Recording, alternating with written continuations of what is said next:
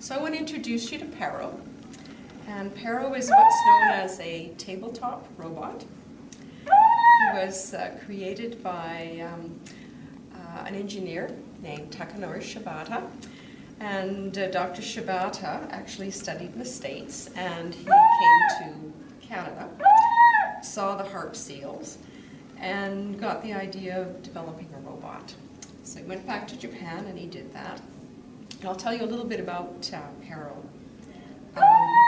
This is hypoallergenic fur, synthetic, and inside Peril is a metal skeleton, and inside the skeleton are all of these computer units, and in between this synthetic fur and the skeleton and the computer is a layer of fabric with hundreds, maybe thousands of sensors on it. So the more I pet and touch Peril, the more the message is sent through and the more active Peril becomes.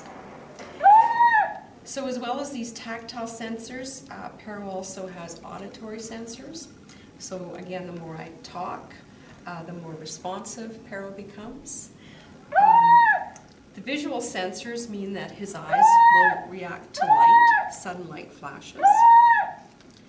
And the last sensor is, he has a balance sensor, so you can't take Peril and turn him upside down, roll him around. This upsets the mechanisms. When Dr. Shibata was on the ice floes with the harp seals, he actually taped them. So this is the sound that a baby harp seal actually makes. And we thought at first that residents might be a little bit upset or taken aback by the sound. But we've never experienced that with a resident. Not every resident is comfortable with Peril, but the sound doesn't seem to be upsetting or disturbing. Now, I can cause some movements. Most of the movements that you see are all automatic, all built in. The back flippers and the front flippers, the head movements. But if I do touch Peril's whiskers on this side, Peril will turn that way. And if I touch them on the other side, turn this way. So in 2008, Deer Lodge Center decided to purchase 2 of the robots. They'd been used with residents in a Japanese nursing home. They've been used in other parts of Europe. But as far as we knew, Peril had never come to North America. So it was a first. So Deer Lodge Center, on the advice of their geriatricians and so on, decided to purchase these to see whether or not Peril could be a social assistive device, a communication device for residents who have dementia or for some other reason have difficulty communicating and socializing. And I was part of the research team that began work with Peril and worked primarily with residents with dementia, residents in the personal care home units. And we've done several studies looking to see whether Peril can help residents feel less agitated, whether it's something that can help as part of their treatment regime for pain. We've talked with families. One of the interesting things we found is that Peril was almost a medium when family members meet with their parents or spouses. Someone, a resident who has not been very communicative, will seem to brighten up, become more communicative, more engaging, while petting, talking to Peril, and then of course this involves the family members as well, and sometimes the staff. So it does seem to be a very good medium for communication.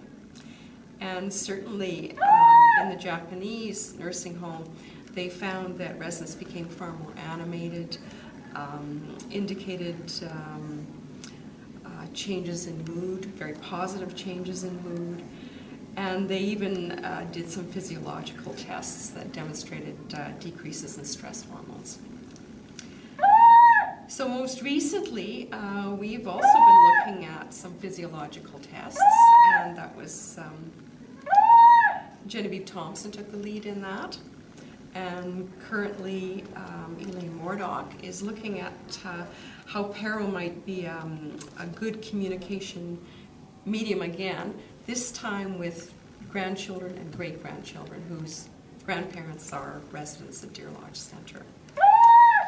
And Kirsten Rogers done some work with looking at agitation, and we've had two excellent clinical nurse specialists, Rod Heber and Daryl Dick. And the last member of our team is Angela Osterbeeker, who's the librarian at Deer Lodge and is just invaluable to what we do. So we're going to continue to work with Peril. The kinds of studies we do are very small sample size studies because it's very intensive to do research one-on-one with residents at Peril. But slowly we're gathering information and we're doing some publications. And